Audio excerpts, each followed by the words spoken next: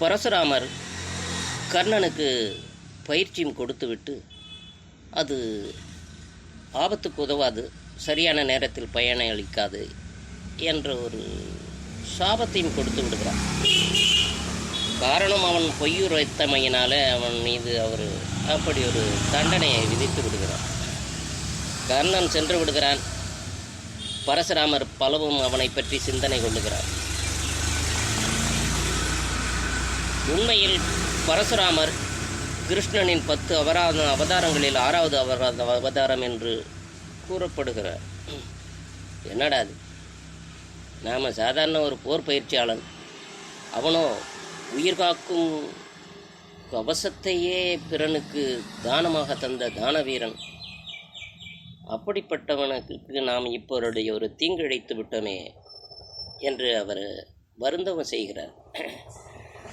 ஆராய்ந்து பார்க்கும்போது கர்ணன் பொய் சொன்னதனுடைய காரணச்சூழல் அவருக்கு புரிய வருகிறது.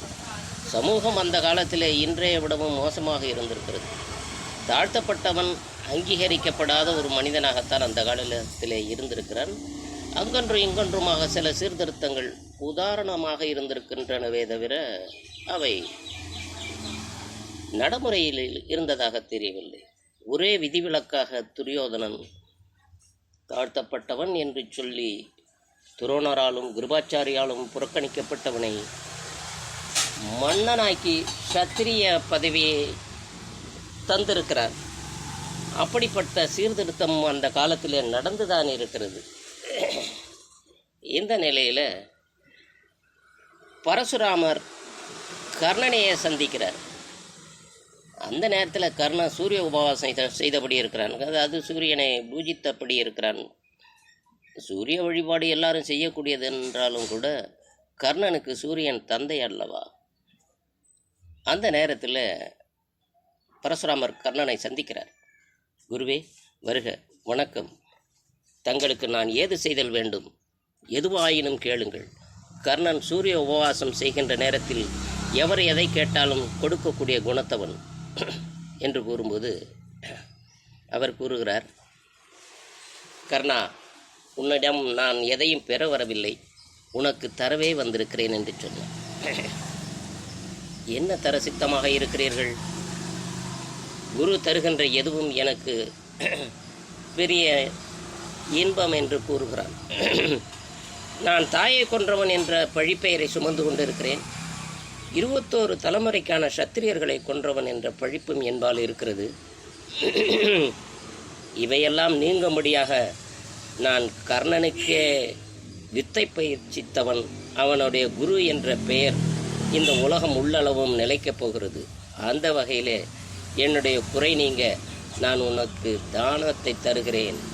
அதாவது எந்த விஜய தனுசு உனக்கு இல்லை என்று போனதோ அந்த விஜயதனுசை ஆவாகனம் செய், அது உனக்கு திரும்ப கிடைக்கும். இந்த விஜயதனுசு உன் கைகளில் இருக்கும் அளவும் உன்னை உலகத்தில் ஒருவராலும் கொல்லவியலாது என்று கூறி பிரிகிறார். மனம் மகிழ்ச்சி அடைகிறான். கர்ணனுக்கு திரும்பவும் அந்த விஜயதனுசு பெற வாய்ப்புடையதாகிவிட்டது. இந்த நிலையில் ஏகலைவனை பற்றி நாம் கூறியிருந்தோம். ஏகலைவன் என்பவன் பாரத போரே முடிக்கத்தக்க வில்லாளன், வல்லவன் என்று பாரதம் அவனை பற்றி கூறுகிறது. யாரா இந்த ஏகலைவன் என்று சொன்னால், அவன் ஒரு வேடுவன், தாழ்ந்த குலத்தவன் என்றே கருதப்படுகிறார். இவன் இதை வேட்டையாடி பிறப்பிலேயே வேடுவர் குடும்பம் வேட்டை தொழிலை கொண்டது தானே. அந்த வகையில் அவன் வேட்டையாடி பிழைக்கிறவனுக்கு இந்த வில்வித்தையிலே தேர்ச்சி இருந்தால் நன்மையாக இருக்குமே என்று எண்ணி அவன்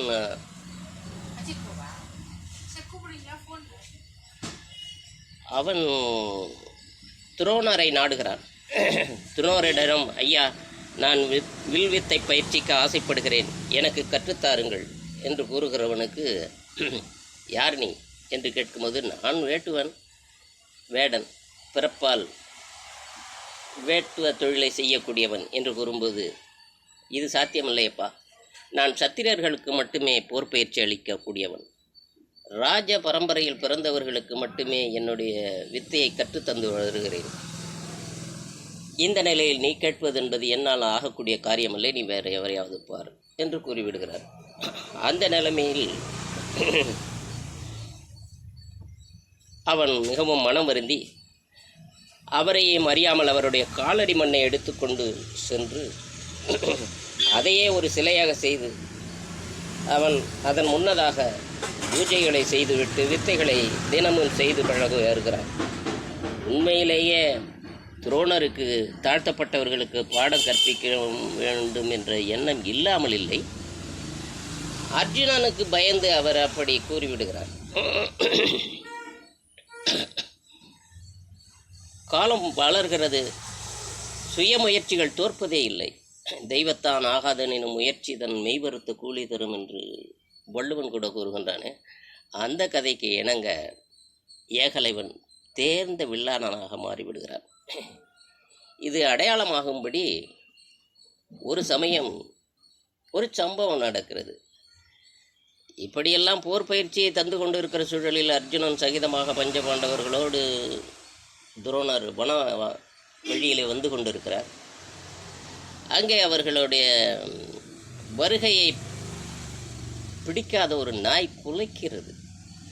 குலைக்கிறது என்று சொன்னால்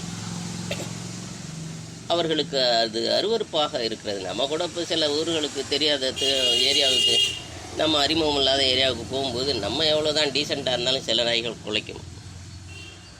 நான் 4 கால் நாயை சொல்லுகிறேன்.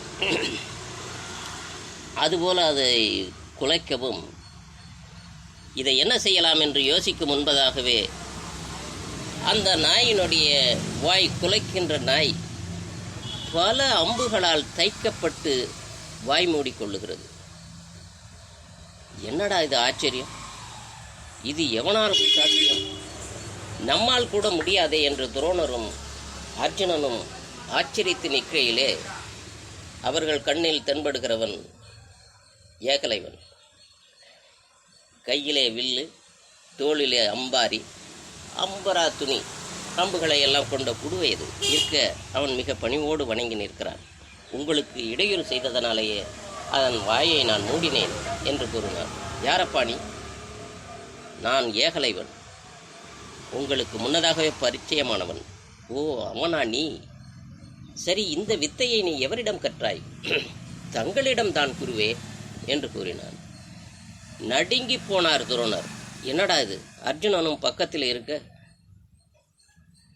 எப்படி இவன் கூறிவிட்டானே என்று அவர் ஏதும் பேச முடியாதவராக இருக்கிறார். அர்ஜுனனுக்கோ அப்படி என்றால் நமக்கு கூட கற்றுத்தராத ஒரு வித்தியை சாதாரண வேட்டுவ பயலுக்கு இந்த துரோணாச்சாரியார் கற்றுக் கொடுத்திருக்கிறாரே, எவ்வளோ பெரிய ராஜ துரோகம் இது என்று அவன் எண்ணுகையில் அவன் எண்ணத்தை சிந்தனையால் அறிந்தவராக துரோணர், என்னிடம் நீ பயிற்சித்தாய் என்று சொன்னால் எனக்கு குருதட்சணை தர வேண்டியிருக்குமே என்று கூறினார்.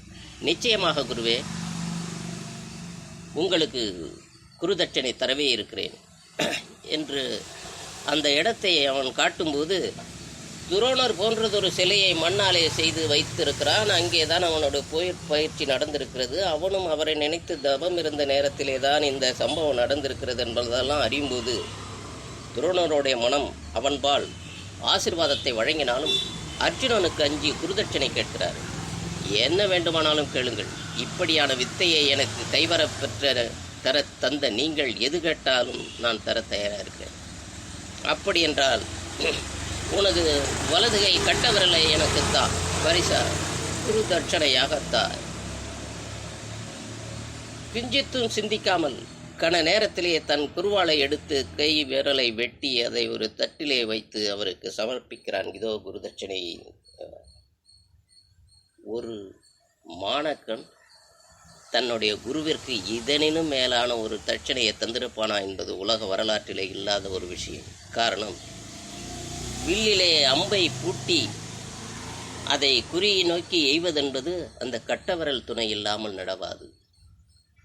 அதிலே மகிழ்ந்து போகிறான் அர்ஜுனன். அப்பாடா, நம்மினும் ஒரு சிறந்த வில்லானன் இதோடு திறமையற்றவனாகிவிட்டான், இனிமே ஜகத்தினில் நாமே என்றுதான் அவனுக்கு ஒரு கர்வம் பிறக்கிறது.